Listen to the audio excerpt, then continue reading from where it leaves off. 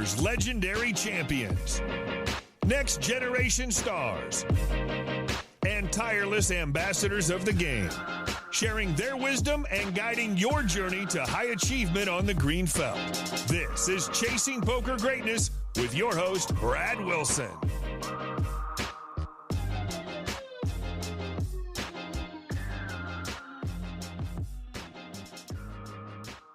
Welcome, my friend, to the Chasing Poker Greatness podcast. As always, this is your host, the founder of ChasingPokerGreatness.com, Brad Wilson. And today's guest on the show is the founder of CardPlayerLifestyle, who I am welcoming back for a very special round 2, Robbie Strazynski. In case you missed it, Robbie was guest number 2 way back in late 2019, when Chasing Poker Greatness was just toddling around. Despite being one of the most positive and upbeat humans I know, the weight of COVID isolation has managed to crack even Robbie's spirit at times, and in our conversation, we're going to dive deeply into his struggles with mental health and just how amazing the poker community really is. In today's episode, you're also going to learn Robbie and I's thoughts on the life and recent death of Sheldon Addelson, the titans who are Robbie's greatest influences in his poker journalism career, why Robbie has stayed at poker's periphery when it comes to playing, despite this game we all love being his professional life's work, and much, much more. And before you dive into today's episode, if you'd like to support Chasing Poker Greatness while also taking the necessary first step towards playing winning cash game poker, Preflop Bootcamp fires up on the last Saturday of every month. The place to check it out is ChasingPokerGreatness.com/bootcamp. So without any further ado, I bring to you the host of The Orbit and founder of CardPlayerLifestyle.com, Robbie Strazynski. Robbie, welcome back to the show, my friend. How you doing? Good to see you, Brad. Good to be here. I'm doing well. Thank you. How about yourself? I'm doing pretty well. It's been quite a long time. You're guest number 2, what seems like many years ago. At least 18 years ago by now. At least 18 years ago now. But in actuality, it was really like 14 months ago. It wasn't actually that long. It just feels like a really long time. And it's really great to have you back. And I wanted to start out by really asking you something that I'm curious about myself. And you're not really a card player, right? Like, you've never played cards at a high level. It's never been an aspiration. No, not to become a professional. I enjoy playing, but never professional. Yeah, and so I was wondering, why stay on the periphery of a game that you've never pursued yourself at a high level? All right, so that's a really good question. So I think the first thing to answer is that I really do play what I would consider to be relatively often for a recreational player. I've been playing in my home game for, probably about once a week, sometimes twice a week for a good 15, 20 years. And I'm talking about a live home game. I had played online for maybe a couple years and stopped that a while ago. But as far as like getting my fix, and I really do love the game. If it's like, Robbie, what do you want to do for fun? If you got some time free, I wish I could get a game. So I really do love playing. And as much as I'm very much on the media side of things, I really do enjoy playing the game. And there's plenty of other media folks who I know, and I've been surprised by the answers. I don't really get to play too much. It surprises me. Like, how could you not also play? So that's the first part. Secondly, there was a time, I was 21 years old when Chris Moneymaker won his, World Series of Poker main event bracelet in 2003. And, I also had that dream. Oh, my God, I want to be under the lights and I want to, hold those bricks of cash. Everyone wants that. At some point, pretty quickly, I realized that isn't going to happen. It was kind of like a 2-strike kind of thing. Number one was, as far as like the online bit, and I was like playing cash games, like really, really low micro stakes, like 1 cent, 2 cent, 5 cent, 10 cent at some point. And I realized as good as I was doing, sometimes I won $100. I'm like, Robbie, you're not going to make a living doing this. You're not playing steps tournaments to win satellite seats, right? So that's the first, reality hits you in the head. Number two, it's like, well, you live in Israel. There's no real poker going on here. This is the life you've chosen for yourself. Could I challenge step number one? Please where you weren't playing the step tournaments. What prevented you from taking your shot and moving up and taking it more seriously? Money. I was lack of money. I was 21 years old.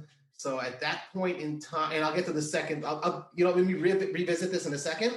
The second and much more important ingredient was I was already, so to speak, a family man. I got married when I was 20. I started having kids when I was 26, but I was already married at 20 years old. So that, to revisit that, it's the idea of, you're already married. Your time isn't 100% your own. That much more so also when you have kids, you can't just sit in hours and hours and hours long tournaments. You can squeeze in a cash game session here and there, that sort of a thing online. But quite frankly, and very honestly, when I was in my early and mid 20s, I really didn't have much money at all. Living here in Israel, the standard incomes and expenses are, the income is certainly lower. The expenses tend to be the same. But fresh out of college, my first job, I still remember I was making the equivalent of less than $2,000 a month, which was basically enough to cover expenses, couldn't save anything. And my dad was helping us out a little bit in the beginning too. And my wife was still in college as well. So we met each other when we were 16, and we got married at 20. Pursuing poker as a profession at that time was just not even within the realm of what seemed normal and possible. It was very much, let's go the conventional road, get the job, work your way through, whatever sort of world, and make and just make money to live. That's basically it. And it's not just about not having the time or your time not being your own, right? Your responsibilities change when you're looking out for someone else, and you have to take that variable into consideration. That's just a kind of a game changer where instead of being young and being okay with just total self-destruction and losing every penny to your name and just being able to get a job and save more money up, like you have family responsibilities at a very young age, and that's just a different thing. I would say that, it's not impossible to spend a lot of time playing poker as a married human being, even with kids, but you're probably not going to be the greatest of husband or the greatest of father if that is something that you're spending all your time doing. That's true. And I'll say now, it's almost ironic in a way. I'm married for 18 and a half years now. I've got 3 kids, 13, 11, and 8.5. And thankfully, doing okay right now financially and in a much better position. I would say, ironically, now, if I were to want to give it a shot, I'd be far better positioned to do so in every possible aspect. I'm self-employed, work for myself, financially stable enough to take some shots here and there. Is it in you? Pardon me? Is it in you? Do you want to pursue that? Do you have that thought? No, not to do for a living, but I would like, kind of have like bucket list ideas of places to travel, that sort of thing. I would like to see, wouldn't it be cool to try for a year, but not online. First of all, you can't really do that online from here, not legally, but it would be really cool. That doesn't stop people, Robbie. I'm aware. Okay. I'm not live and let live. I'm very like that. And I think it's really important to be open-minded, tolerant. I'm not going to go ahead and necessarily promote it, but live and let live. To those who choose to, good on them. And I wish you a lot of success. Not you, but everyone. Oh, I have no qualms about living in the gray area. To be honest, even in the U.S., playing online poker is not what's illegal anyway. It's the processing of money. So, for sure. If going by the letter of the law, playing is not what's bad. It's the behind the scenes, the business that's processing the money. And the players aren't breaking any laws. It's those who choose to operate it or whatever it is who may be in the gray. So, I don't think that part of it's gray. I think that part of it's in the black. That's for sure. Anyway, so that's I love it, and I think also interestingly the fact that it's the type of thing that's scarce to me. because it's not available online, because there aren't any poker rooms here. And if I were to want to play, in a poker room, I have to fly somewhere. It helps maintain that excitement. All these years later, I still love the game just as much. I'm just as excited anytime I step into any poker room anywhere. It's like a treat. So I think that's pretty awesome. And, it worked out really nicely for me in that way. Yeah, I think like scarcity does create it keeps that feeling of excitement when you're hopping on board a plane, and when you walk into a casino and the cold air hits your face and it just smells, and the blinking lights and sounds and the excitement, the energy. It's for most people, it's a fun feeling and something to look forward to. Right. Yeah. Who would you say is your greatest influence in the poker world? I mean, who is currently in the poker world? Like when you entered the industry, right? Like, who was most influential to you in the way that you wanted to pursue this passion to cover the game of poker and to tell stories and to report? Who would you say? The first name, and there's one A and one B perhaps that come to mind. When I first entered, truly, this is when it was still, a nights and weekends type of hobby, and I started out this blog thing, CardPlayerLifestyle.com, had to plug it. There would have to be a couple gentlemen named Brad Willis and Nolan Dalla. So who are these people? Brad Willis is still till today, he's got to have been doing it for 17, 18 years by now, maybe longer.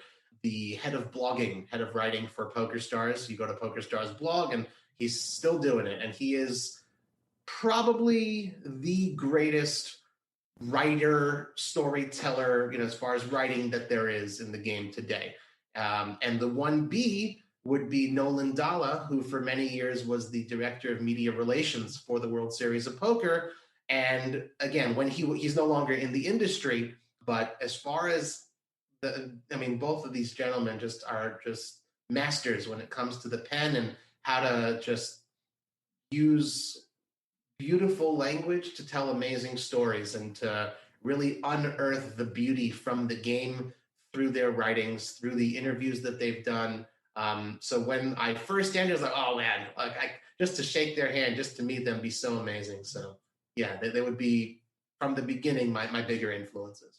Brad Willis, I'm less familiar with. I do know that he has a podcast that has gained in popularity over time, and I believe Lee Jones mentioned his podcast, Lee and Brad Willis, I guess because Lee, longtime PokerStars employee, higher up. Mm-hmm. I assume he has a working relationship with Brad. And also Nolan Dalla, who follows me on Twitter. I can quite proudly say reached out to him about having a conversation, but he doesn't do those conversations in the poker space anymore. But also, yeah, he's a giant in the industry, and just hugely influential, not just for you, but I'm sure many other folks on the industry side as well. And a great historian of the game. You ever want to know stories? I remember when Mike Sexton passed. Nolan had known him, and just the stories he was able to tell about Mike from back in the day, it's just, it's really cool. It was just like, you kind of just sit there like, wow, that's so cool. What great stories. Yeah, I remember being, hanging on every single word back when I didn't know much about the poker world and was just kind of entering it and reading the poker lore, the stories behind the scenes of Doyle and Amarillo Slim and Sailor Roberts and all those guys. That was what ignited my passion for the game in the first place. And you're right, as I have been in this industry for a while as a professional poker player, that sort of that passion for the game, it's kind of gone down a couple of notches, right? It's like I've lived it. I've lived the lifestyle. I've experienced everything, but hugely influential in my early poker career as well. It just made me fall in love with the game, right? That was how I got seduced into wanting to live this lifestyle and be a professional poker player. Great word. I love it. And we kind of romanticize it of the back of the day, but it really was special. They were, like we say, like the great characters, those are the kinds of scribes that really captured the essence of those characters in the written word, you know? Absolutely. Jason, tell me about presence. Why did you think presence was the missing weapon in the arsenal of poker players? So everyone's a mindset champion when they're running great, right? But when you're getting crushed day after day and you haven't booked a win in forever and the confidence just gone, and you're trying to do this thing that you read about in a book or someone told you about, being logical and being happy that the money went in good, when all you really want to do is cry and hit something at the same time, like, how are you supposed to be logical in that moment? But that's the only moment when you really need it. What you need in that moment isn't mindset. You've already read all the mindset books and you already know what you're supposed to think and what you're supposed to do. What you actually need in that moment is presence. Presence is the ability to connect the dots between who you want to be and how you can actually be that person when you need it most. So let's cut to the chase, right? Like, how do you do it? How do you stay more present when you're at the poker table? Well, you get there by first deciding that you want more, right? That you want to grow your intuition, that you want to create more flow in your life, and that you want to reach your full potential as a player and as a person. And once you get there, you can start trying out some of the exercises and practices that I've put together. If it feels good, if you're enjoying it, you can keep going. Right? And if you keep going long enough, eventually you'll find that you're just playing at really high levels, that you feel good with low stress, and you're enjoying your experience a lot more. Not just at the table, but away from it as well.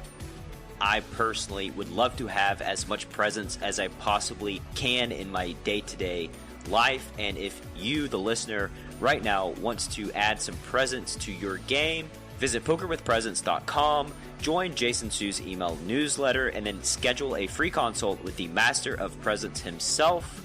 One more time, that's pokerwithpresence.com.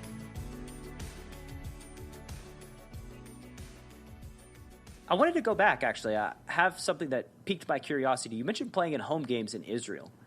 Yes. Could you tell me, like, what does an Israeli home game look like? Like, what's the atmosphere? What are the jokes? Do you tell all the same jokes as we do in the States? Like, how does it go down? Okay, so I suppose it's a little bit of a qualifier or a disclaimer. So you see, like I live in Israel, but I'm from LA. I moved here 22 years ago.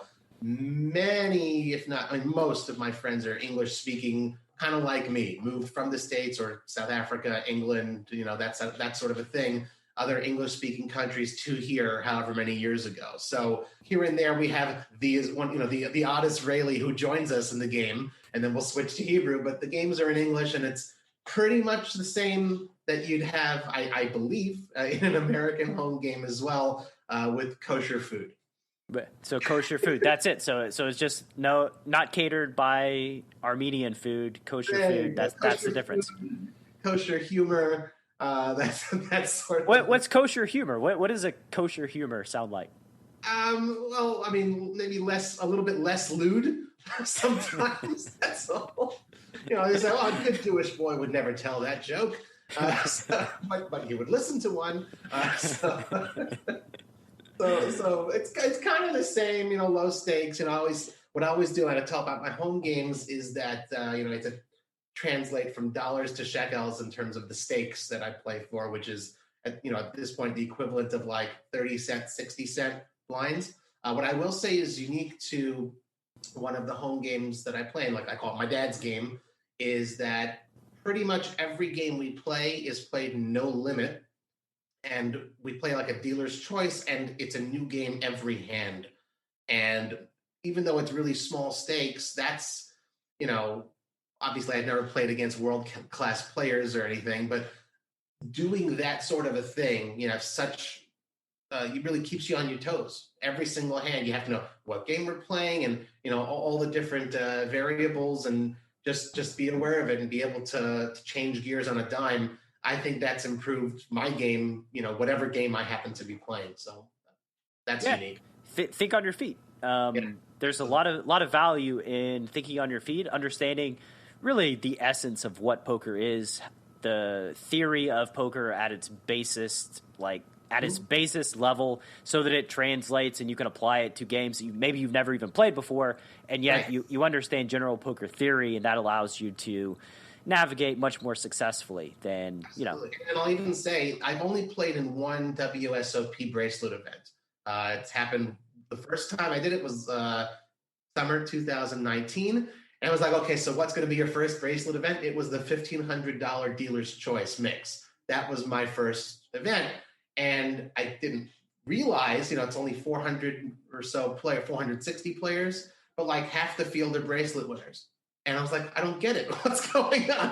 Why is Jeff Lissandro and James Opes, why are they sitting at my table? And I was like, well, these are the only chances they really get to play, games like Badoogie, Badusi. I'm like, oh, interesting. But like, it really didn't matter to me what game anyone picked. I didn't feel out of sorts, out of my element, outclassed. I don't necessarily believe I have any really strong games, but I don't think I have any weak games. Again, I'm not a professional by any means, but the fact that I have all these years of experience, changing gears, and playing these games no limit, even for small stakes, there was no point in time where I felt intimidated, which was pretty darn cool to say that. So.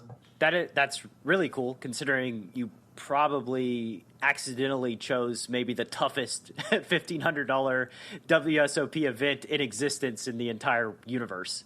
I made it to 200 something. I didn't finish the day, but I made it through. I think it was like 10 hours of play, something like that. And it felt really damn good to outlast Lissandro, I'll tell you that. So that was pretty cool. Awesome, man. Yeah, I can believe it. And so changing gears a little bit, sure. You're known for being a positive light for the poker community, always spreading positivity and cheer wherever you go. And this year has been trying for you, or should I say last year, because thankfully the curtain finally closed on 2020.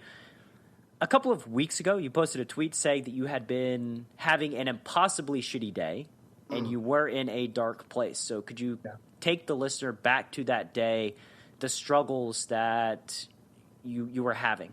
So I would say it was kind of one of those days like the straw that broke the camel's back, when everything kind of comes together in the perfect storm of crap. It kind of builds up to something like that, like when you have, I imagine the Lisa and Bart Simpson, when Bart's poking Lisa, quit it. When you do it enough times, it just sort of gets to you. And look, I believe we've all kind of been facing struggles. It's been, the word unprecedented has become so used that it's just cliche, but it really is unprecedented, the types of struggles we're dealing with, be they financial or mental, and it's just one of those days that, the incessant spew of doom and gloom, we call it doom scrolling on Twitter, that sort of thing, or, no matter what news outlet you turn to, everything just, oh my God, the world's going to end tomorrow. And then you throw all the anger and the politics into that as well. And it just kind of got to me. Yeah, I've forgotten a little bit what it's like to plan for anything, because you can't, because, everything keeps changing so quickly. And, you keep talking about, wanting to see the light at the end of the tunnel, but like there seem to be these forces that are determined to make the tunnel as absolutely long as possible.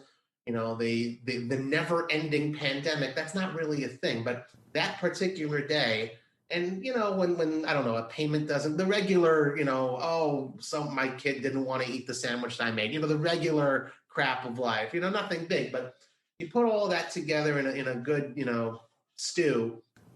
And I just, I don't mind the afternoon nap, but this happened to be like, I want to crawl under the covers and just wake up in a year from now. That was that. It sucked. And, sometimes the light at the end of the tunnel is a freight train hell bent on running you over and squishing you into the ground, right? And life is tough. It's cyclical. Our emotions are thankfully, blessedly transient, where we feel really bad, and then, it's temporary emotion. We recover, and things start getting a little sunnier the next day. And I think that, like, regardless of anything else that's happened throughout the pandemic, one of the major things that everybody has experienced, I assume, is some kind of loneliness, right? Some kind of disconnect from our fellow man in a way that no living person has really ever experienced in, the last pandemic was quite a while ago. Yeah. And it's tough. We're social creatures. When we're caged inside, we don't do very well. Some kind of mental health problems start popping up. We start struggling, and the struggle has been real. And as much as I think the lockdowns have been necessary in a lot of cases, and as much as I think some countries could have handled the pandemic much better than other countries, one side effect of the lockdown are these mental health breakdowns and this disconnect from society. And it's tough, and it can break down even the most positive human beings among us. Tell me, this has been cyclical for you throughout the year. What's made you feel better? What's pulled you out of this funk in the days where you felt quite bad?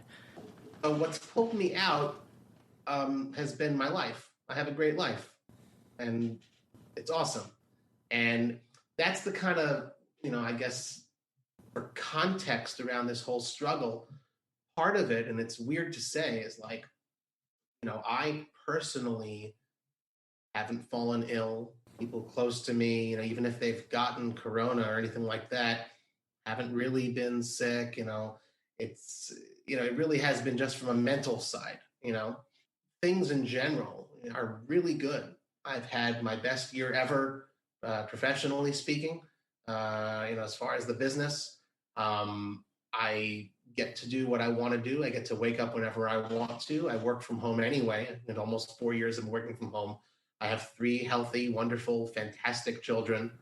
I have a wonderful wife who supports me, and everything that I do, I'm grateful. And I can just, I can go ahead and list my blessings, but the context is I really do have the life that I've dreamt about. And I do feel like I'm living the dream. And even with that, I still had the crappy day. So what I normally do, the whole, being positive, it's not an act. I'm not trying to win a bet, but I genuinely am someone who focuses on very positive things. And even, when things weren't so great financially or whatever you want to call it, it's a matter of attitude and looking at one's blessings. And there's no reason, it's like I have a little sign that says life's too short to be anything but happy, right? And it really is the truth. If you focus on the types of stuff that you can't control, right, then you're just going to rip your hair out and go crazy, right? If you just focus on the types of stuff you can control, which is your own mood and the way you look at things, then, there's so much room to just focus on the positive and say, wow, I woke up today, I'm not in the hospital. I woke up today and I've got, brothers, sisters, sons, daughters, parents who love me. I am fortunate to be giving charity rather than receiving charity. There's so many ways. Those are the basics, right? So, that's the basic thing. Beyond that specific, horrible, crappy, awful, terrible day. Can I push back just a little? Oh, sure. I'll give the second part of the answer afterwards as well. Yeah, it's just something that you said, life's too short to be anything other than happy. I think that we don't always control our emotions. We don't always have the ability to find joy in a day when we just feel horrible, right? And one thing that I really want the listener to reflect on is that it's okay to feel sad. It's okay to feel depressed. It's okay to feel even hopeless, like things are never going to get better. That is totally okay because it's a natural, cyclical part of the human experience. And, practicing compassion and self-forgiveness for when you feel that way, I think is vital, and not trying to just kind of force yourself to feel better because you can't, right? It's just like trying to force something through logic that it's not a logic problem. It's an emotional problem. And that I think is just the acceptance that some days are shitty and sometimes you feel horrible and you can't snap out of it, but have compassion for yourself. If your son or daughter felt bad one day, felt really sad for no reason really whatsoever, would you punish them and say, no, don't feel bad, that you're stupid for feeling bad. Like, you should just feel better right now, right? Like, no, you would hug them, you would kiss them, you would have compassion, you would say it's okay to feel bad, right? And I think that, like, just too many times we don't have compassion for ourselves in the same way that we would for our children or our friends or our spouses. And it's just a necessary part of recovery that I think is just vitally important. So sure. There's doctors, they say sometimes you have to, when you got a dislocated shoulder, you have to dislocate it in order to reset it properly. And I remember a rabbi of mine who, Orthodox Jewish Israel, the whole thing. So a rabbi of mine who once told me, he said, when you were at your absolute bottom, that is the best, most powerful time to thank the Lord above for bringing you to that bottom, because the only way from the bottom is up. And I was like, wow, what a powerful way of looking at it, right? So it's okay. I agree with you. And then, I wouldn't say embrace the bad, but it is certainly okay. I wouldn't even say that you pushed back. I think that's just a very important reminder, and it is true. To complete my answer, beyond all of the blessings that I was counting, there was this real incredible outpouring of love. I don't know what it is, but when you put something out there like that, people respond to it. Like if I put a tweet like, I'm having the best day ever, this again, like if you pure absolute, you'll get like 10 likes or whatever it is. People like, I'm having the shittiest day ever. Everyone's like, oh, what's going on? What happened, right? That's just human nature. People are like that. And that kind of happened. And perhaps because you said, okay, I'm usually just so positive, people responded better. But, whether it was publicly or privately or phone calls or, emails, it was just an incredible outpouring of, Robbie, I'm so sorry you had such a bad day. Know that I'm thinking about you. You're great, all that sort of stuff. And it's not like, okay, from him, from her, but it was from so many people. And it was really uplifting. And again, another one of those reminders that another gigantic blessing I have is that I do know a lot of people who are truly wonderful. The type of people who I've surrounded myself with, that when they see their friend, collapsing under a burden, that they're going to reach out. How lucky am I? How fortunate am I? So I really appreciated that. And from there, as I decided, I always say, life gives you lemons. Let's make lemonade. Okay, well, that happened. How can we turn that into a positive? Let's write a post about it and share with the community. Well, okay, even Robbie, so to speak, goes through crap once in a while. Here's how the community, here's how poker is helping me deal and cope with the difficult times. Here's 7 ways, and I put out a bunch of stuff that have helped me during my down times. And I think just as human beings, we tend to undervalue vulnerability and kind of exposing ourselves on an emotional level. And human beings, I'm in this emotional mindset right now. I'm doing a webinar on poker coaching about this topic, and it's something that I talk about with my elite students regularly, is that we are born emotional creatures and we respond to emotion. It's what draws us in, right? And it's something that's kind of ironic, when you mentioned that people respond when you say you're having a shitty day, but not so much when you're having a great day. And that's the exact same thing that's happening on every news source everywhere, right? Like, if it bleeds, it reads, right? Like, they want to be negative. Humans are drawn into negativity. We have a negativity bias, and like, we're pulled in that way. And that's what gets the clicks. That's what gets the reads in the news cycle itself, right? And this is just like a little minor snippet of that. But I would say too that like the poker community is just so giving and generous of their time and their energy and their willingness to offer a hand when somebody's low and on the ground, help them up and give their time and their energy. It amazes me again and again and again, and it's fairly counterintuitive and not something that outsiders would really expect from the poker community at large, but it's just, I think that that's a part of our nature as an industry, and that really gives me a lot of pride in the way that folks just regularly pick one another up. And that's been my experience too. And in a way, you kind of realize, like, it's a kind of a small industry in that way. Not like tiny, but it has that intimate sort of feel. Like we all have this common bond, and it's so easy, through the media of Twitter, Facebook, whatever it may be, or you happen to listen to the same podcast or something like that. You share these common experiences. There's that kindred spirit kind of feel, and I do think it's certainly really beautiful. And poker is an exceptionally emotional game where we feel our emotions in every single session that we play. At various decision points, our emotions flare up. We feel bliss and joy and excitement, and we feel doom and despair and just complete devastation. Right. Sometimes, within the same hour, right? So it's like... Or in the same hand.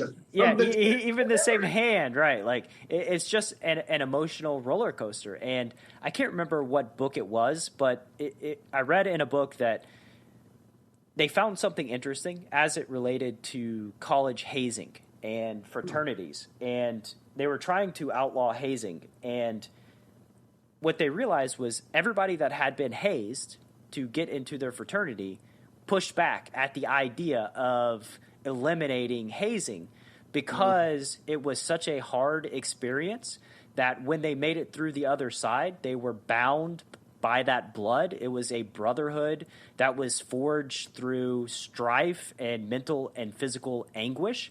Yeah. And they just valued that experience, even though, again, pretty counterintuitive that you would value a demoralizing, awful experience in that way. But that's just what human beings do. And so in the same way, when you go through poker, like, we have a bond with one another. We know what it feels like to be at the lowest of the low and the highest of the high. And we have that natural empathy is created when one of our own face those kind of struggles. Sure. Look, I totally get it. You feel like being a lone wolf in your poker journey has hamstrung your ability to realize your full potential. So I'm about to give you a golden opportunity to plug into a supportive tribe that will be the poker family you've always wished you had. How much money would you give for 1 hour of interactive group coaching led by myself, Coach Thomas, and occasionally past guests of the Chasing Poker Greatness podcast? For now, and this will absolutely change at some point in the near future, the price of admission to the live Poker Power Hour is 100% free. All you've got to do to get your invite is head to chasingpokergreatness.com and hop on the VIP newsletter. No more excuses, no more procrastination. It's time to take action and put yourself in position to turn your poker dreams into reality. I hope to see that beautiful face of yours in just a couple of days.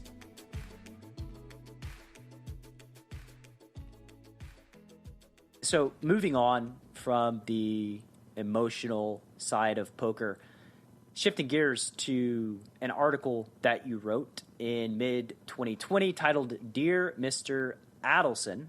Ah, yes. Tell me about how that article came to pass. So I felt like at the time, it's something that I had wanted to write for a very, very long time. I feel like I kind of have a unique perspective and a unique voice, opinion to share on him, because I believe that I'm positioned in such a way based on my lifestyle, where I live, my religious beliefs, all that sort of stuff, and political beliefs even, to understand and appreciate both the good and the bad that he caused. Industry-wise, everyone knows that he was the biggest opponent to online poker, the force, and through his lobbyists and funds, that essentially prevented online poker from becoming legalized in the United States for so long. And perhaps now we may see that change. Perhaps, we don't know, but things are looking better than they have in a long time in that front. And obviously that costs so many people their livelihoods, caused so much pain, anguish, and it certainly affected me on the media side of things. When you have a smaller industry, then the piece of pie is smaller for anyone involved. So I can only imagine the types of opportunities I would have had if the industry were bigger over the last few years. On positive side, could I just one moment? Could I go a little bit darker from somebody that experienced Black Friday and read the horror stories? I would say that there's one story on 2+2 about a person who was engaged to his fiance, and her family was anti-gambling, anti-poker. They were on the fence about it. They were very unsure, and he had most of his funds on a poker platform. I can't remember which one. It doesn't really matter. But when Black Friday happened, all of his funds were locked up. His fiance's family basically said, "I told you so," and she called off the wedding, and he found himself on a bridge having to be talked down by police officers on the scene.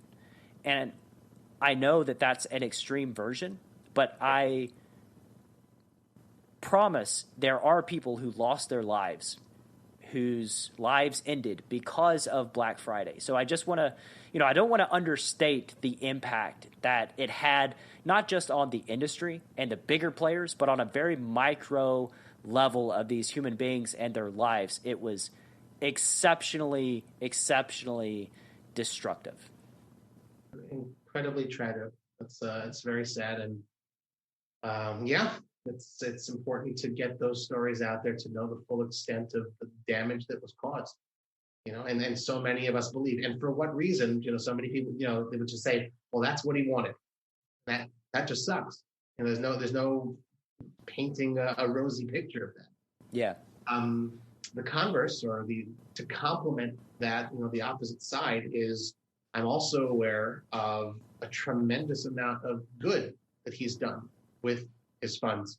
At this point, I think, even the most cynical takes on his passing even mentioned that he paid the salaries of all the employees throughout his properties since the pandemic began. Sands was the only company to do that, not Caesars, not MGM. They were in a position to. It's great. He certainly didn't have to. Some would say it's the minimum that he had to do. I imagine, I don't know personally, but I imagine there's a story similar of an employee out there, and I could, supposedly quote it to you, who, because they continued to get paid since March of last year, obviously didn't lose their job, didn't lose their home, didn't lose their car, house, and there are these micro effects of that too. That's just one specific illustration. Living in Israel, I'm witness to exactly the type of philanthropy that he did. He donated $25 million to the largest Holocaust museum in the world here, Yad Vashem, ambulances, research programs in universities. There's a lot of that's public.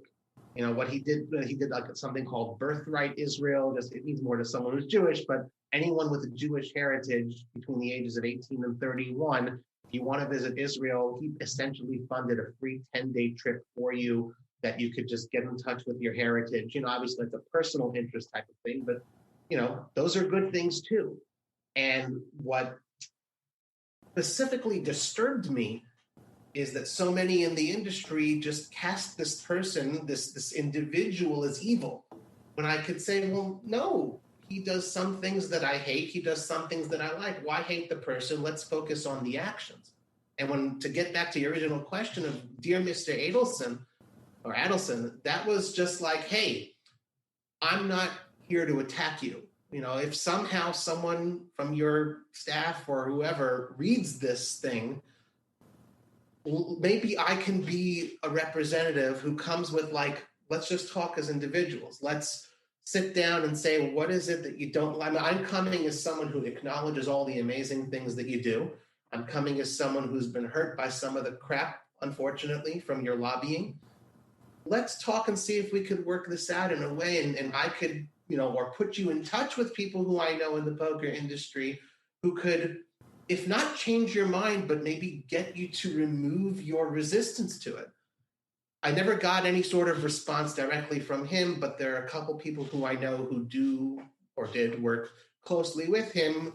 I don't know if he read it, but they reached out to me on their own saying that was a really damn good letter. Thanks for writing it. What happened as a result, I don't know. And, bygones, that sort of thing. But I'm happy that I finally, after years of wanting to put it out there, actually did. And realizing that I'm going to get possibly a lot of hate from people in the online poker sphere who only experience the negative. And you saw, unfortunately, after a person passed away, oh, rotten hell, and oh, his wife is still alive. And, that's just, whatever. So there's always going to be people on that extreme who whatever. But I try to present a very balanced type of picture, and poker players are logical. If possible, to remove one's emotion from the situation and just examine the factors and the elements in front of you to approach it logically, I tried the best that I could. I think it's important for all of us to internalize that nobody exists as good or evil. Yeah. Human beings exist on a spectrum, and that's just the way that it is. Nobody's pure good. Nobody's pure evil. We all do good things, and we all have many regrets about some not so great things that we've done in our lifetimes. And so it's important to sort of understand that. I don't really have an opinion one way or the other. I think that lots of people die every single day, and I didn't celebrate. I didn't shed a tear. It was just a thing that happened on a specific day when he passed away. But like you said, of course, it's totally expected that there would be people who celebrate the death, and then on the same token, it's totally expected that there would be people who call those people that celebrate monsters and say that no death ought to be celebrated, yada, yada, yada. All this stuff is totally predictable in the cycle of human behavior. In my mind, lots of people are born and lots of people die every single day. He was an opponent of online poker for a very long time and spent more money than anybody as it relates to regulating and legalizing our industry, and caused a bunch of us to operate in a gray area with a lot of anxiety and stress that was unnecessary. But we could go back to the very beginning of when all this went down and say that online poker, when Party Poker was making money hand over fist, they could have invested some money into lobbying so that UIGEA never happened. That was a thing that they could have done, and they did not do it. So that was the first strategic mistake by the poker industry at large. And so a lot of the blame falls back to whoever was leading those organizations at that time, and them not having the foresight to see the potential roadblocks and challenges that could hamstring our industry for decades to come. Sure. It was in its relative infancy at the time. But in a way, it's sort of, at least for someone like me, someone like you, I suppose, it goes back to something I said earlier in a slightly different context. I don't know what positive benefit is achieved by focusing on things we can't control. If we focus on what we can control, this is the current situation now. How do I make the most of it? Okay. And then, of course, how can I possibly change things for the better? But, and again, I'm not one to judge someone who, had their life ruined or whatever. It's difficult to let go of such an emotionally traumatic thing. But the important thing, I believe, possible, we have the current situation, let's move forward. And, one of the biggest opponents standing in our way of growing our industry is no longer standing in our way. Let's push forward and make online poker great again. Yeah, there's certainly a path, right? And that's a void. The void that Sheldon left, that vacuum, regardless of what his son's view of online poker or the industry is, it's a void that cannot be filled. It's a vacuum that cannot be filled by his sons or his family. And so, yeah, there's an opportunity, I think, to start the charge into doing better and growing our industry back to what it was before, right? Well, I don't know if it'll be the Wild West of all 50 states or anything like that, but I certainly think that really bright days are ahead. More states are going to fall in line and legalize, possibly ride the coattails of sports betting, and there's going to be interstate player pools. The next 5 years are going to be, if not fantastic, then really great. compared to the last many years. I could say that, the Wild West of online poker. It's often how online poker was described in the early to mid, and even late 2000s. Yeah. And after Black Friday, this is how I view the landscape of online poker. If that was the Wild West, then 2011 to 2021 is a barren, Mad Maxian wasteland of awfulness where it's just, it is way beyond worse than the Wild West of the early 2000s. And like some semblance of normalcy or something that we can count on is so wanted and needed for, the online professional and even recreational poker players. Mm-hmm. And again, I will just say, whether you're professional, recreational, industry, whatever it is, at the end of the day, the rising tide will lift all boats. The more places where it is legalized, the more places where, governments are getting their taxes and the more people are playing, it really just helps everybody. So it's this, in a very positive way, it's a universal cause we can all rally behind. Absolutely. Write your senators, write your congressmen, right? The people who make these decisions. Maybe hold off until maybe this pandemic's in the rearview mirror, because I have to imagine online poker's probably not at the top of the priority list right about now, but maybe one day in the next couple of years. Yep.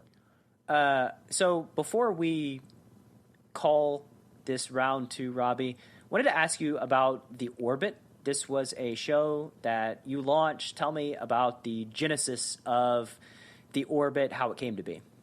Awesome. Well, thanks for asking. I can touch upon something we mentioned earlier about vulnerability.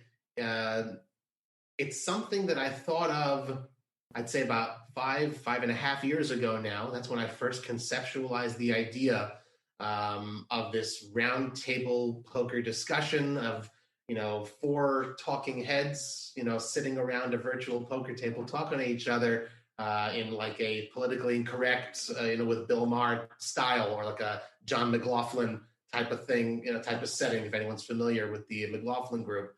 I conceptualized it, but 5.5 years ago, I wasn't in a position as far as know-how, networking, stature, whatever you want to call it, to make such a thing happen. As time went by, I never forgot about the idea. And I was like, okay, let's try it, let's think, whatever. And it just got to a point, and I wanted to move more, beyond my stuff that I do for CardPlayerLifestyle.com. I wanted to move more into doing video media, video content.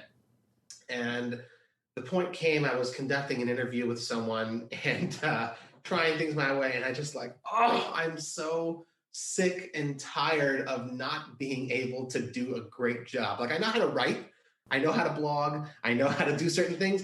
And I was like, why am I just so bad at this? So the vulnerability was, I just put this, 500-word post on Facebook saying how completely frustrated I am being unable to execute on video content in the same way I do on written content or other types of stuff that I do. If anyone, and I'm not saying, don't give me someone from Fiverr or whatever, give me there's got to be someone out there who can help me. And a couple guys, shout out to Des Duffy and Lee Wiltshire. They run something called the APAT, the Amateur Poker Association and Tour. I think it's amateur. Oh, no, I don't know what it is. APPT, you said? APAT. APAT. I was going to say the Amateur Professional Poker Tour, and then I realized that doesn't make any sense. Oh, they work together with Party Poker, actually. So those two guys, and who I've known kind of Des through just, here and there. We were Facebook friends. We've done a little bit of correspondence. And they're like, hey, the type of thing that you're describing as far as wanting to produce video, we could do it. That sort of, that me being vulnerable and finally just coming to a breaking point where I'm just throwing it out there to the universe. Well, the universe responded. And it was a lot of strength, a lot of power came from that. It's a kind of a long story, but this is the truth. This is how the Orbit came about. And I was like, well, this is the type of things I want to do. I've got this channel, twitch.tv/poker, and I was like, well, I don't have the money necessarily to hire you guys. They're like, well, oh, why do you need to hire us? Let's be partners. Like, oh, that's a good point.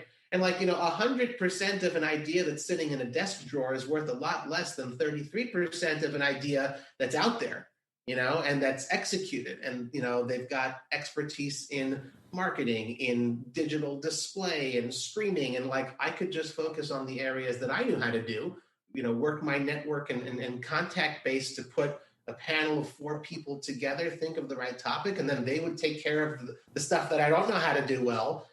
And we've got a great show, and it was just like a dream come true. 5.5 years it's been sitting, oh, that we've got something. And credit to Lee for coming up with the name The Orbit. We've done 7 episodes as of this recording, and the response has been awesome. It's kind of like a industry insider show, but also something that, to a degree, that anyone who's not into poker, I believe, could sit and say, oh, wow, that's pretty cool. That's really interesting. And when you see who we have on, we try to have a variety of guests, big names, less big names, men, women, Europeans. Give us a list. Pique the listeners' interest. Who are the guests that you invite on to this roundtable discussion? So we had one episode, which was the old school episode. We had Norman Chad, Matt Savage, Phil Hellmuth, and Ellie Elezra talking about the old days and the characters. We had an episode with Phil Galfond, Daniel Negreanu, Rob Young, and Alex Scott. Alex used to be the head of poker at Microgaming. And they were just, it was the first time where you have people representing different companies, Rob with Party Poker, Daniel with with GG, Phil with Run It Once, and Alex was Microgaming, and they can talk to each other. How often do you get the companies talking to each other about these issues, right? We had end-of-year media special where we had Will Shillabeer of Poker News, David Tuckman, Jeff Platt, and Donnie Peters, from Pocket Fives. Just let's look at the year that was, a media year. We had, lots of good names. We had Eric Denis from the GPI. We had Jonathan Little. We had Ari Engel on talking about all sorts of issues, live poker, online poker, when will it come back, masks, plexiglass. We've really covered a lot of ground. We've averaged, I think, about 1 show per month, and it's kind of like this special attraction kind of a thing. And, I enjoy doing it. I think it's pretty cool, as much as I already know a lot of these people, then they're all seated together. I'm before we start, I kind of need to, oh, this is so cool. Cause I would enjoy watching the show, and here I get to host it, which is really, really cool. And again, the response has been really awesome, from within the community. And we've gotten a lot of phenomenal feedback and some nice press coverage as well, which is sincerely appreciated because, even if we didn't, I would still love doing it. But to know that the work that you're doing is appreciated by people and see some YouTube comments and some Twitter engagement, it just really feels great to say, oh, okay, that's going to motivate me. Let's do the next episode. Yeah, that's why you put it out there, right? To hear those positive ways that it's impacting people's lives. And when we close down here, Robbie, tell the listener where they can find The Orbit and where else they can find you on the World Wide Web. Thanks. So twitch.tv/poker. That is the official address for The Orbit. And also the CardPlayerLifestyle YouTube channel and the twitch.tv/poker Facebook page. You just search for that there. So that's where we premiere The Orbit, and all of the episodes are stored. You can go back and watch. Each one's about an hour long, sometimes up to an hour 20, hour 25. So that's The Orbit. And, pretty much there's my website, cardplayerlifestyle.com. New stuff many times a week, usually every day, at least a new article or two. But pretty much anything and everything that I do, I promote it on Twitter at CardPlayerLife. And I've also got a newsletter. If you just go to my website and sign up for the newsletter, it's once a month, and that kind of acts as like a little bit of a recap of my monthly poker activities, whether it's articles I've written or podcasts that I've done, or being a guest interviewee on Chasing Poker Greatness, or guest articles that I've written. So, I do giveaways. So follow me if you like money and free stuff as well as hearing this voice and looking at this face. Yes, and unlike the Chasing Poker Greatness VIP newsletter where I talk to you every single day, Robbie holds out for once a month. So, Robbie, thank you very much for your time and your energy. It's always a pleasure, and I look forward to having you back on, hopefully, in the near future. I appreciate that a lot, Brad. And, again, like I said, one of the things that gives me strength is just that personal interaction. In an age of social distancing, we do not have to be socially distant. And just know that this conversation just gives me a lot of energy and fuels my batteries for another day. So thank you very much, and thanks to everyone who listened. I feel the exact same. Thanks, man. Take care. Thank you so much for listening to this episode of Chasing Poker Greatness. If you have yet to subscribe to the show, please take a second to do so on Apple Podcasts or wherever your favorite place to listen to podcasts may be. For more content from me, Coach Brad, please visit our YouTube channel at youtube.com/enhanceyouredge, and I'll see you next time.